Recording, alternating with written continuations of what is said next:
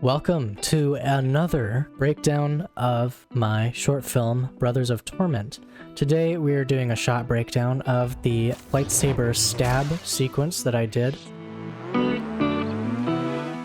First things first, for the shot, since it was a stabbing sequence of that sounds wrong, but a sequence where my friend David, the Sith, gets stabbed by a lightsaber, I had to get a free lightsaber model. I'm willing to spend money where it needs to be, but for this, it's a short film, so I want to be as efficient and as smart as possible. So I got this free lightsaber model. It's actually pretty cool. I ended up doing some editing to make sure it looked like the Jedi's lightsaber, since that's what the Sith gets stabbed with.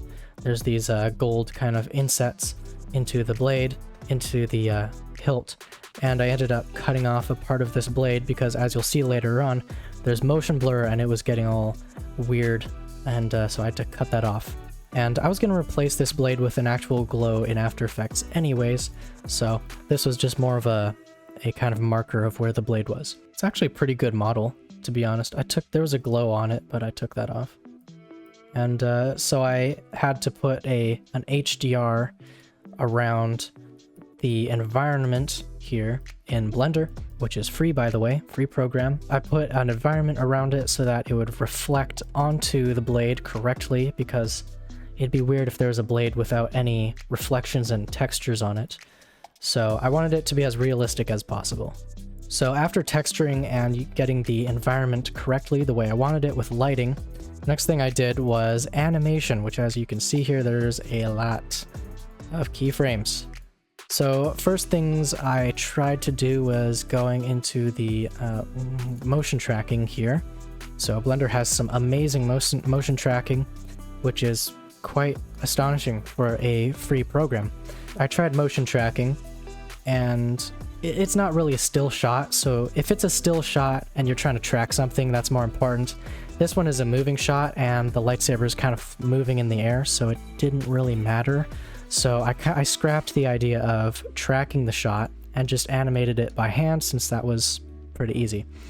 So what I ended up doing is I had a camera here and I had the clip, and I added a background image so that when you go into the camera, I could see the clip. Here it is. Okay, I found it.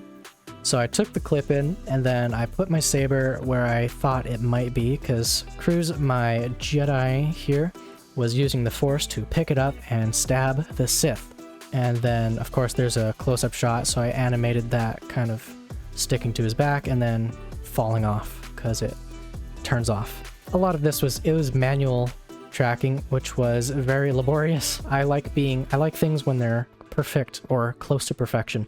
So I spent a lot of time doing this frame by frame. I have lots of background experience animating, so it wasn't too difficult. It was just time consuming. Then I exported the files and went into After Effects to compose it all and finish it, which I'll bring you there now. This is scene 9, the stabbing sequence, as I like to call it. And I'll just take all these off so we can see. This is the raw clip with absolutely nothing on it. And I think what I did here is I animated the lightsaber there, the Sith saber, and dropping down. And then I imported the footage of the saber that I got in Blender, which is a PNG sequence. Next thing I did was, because the lightsaber gets covered up here by my friend's elbow, I had to take a mask. Here it is.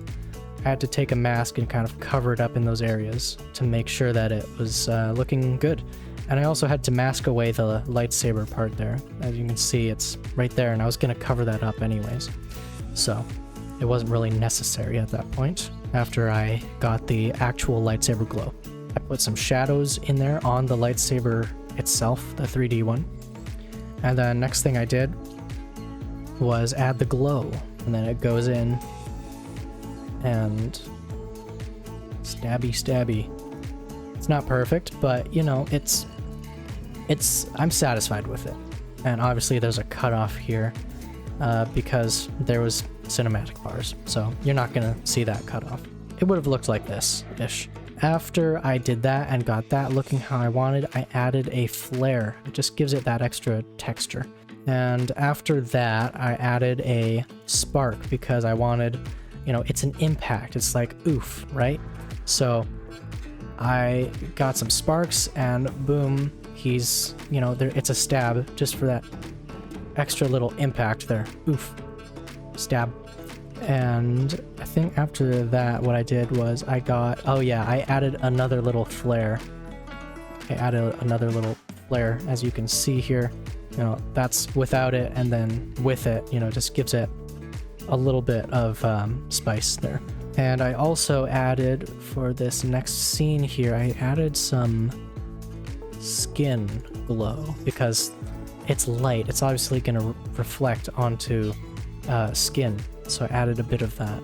And then on the bottom here, I added a shadow because there's a lightsaber there.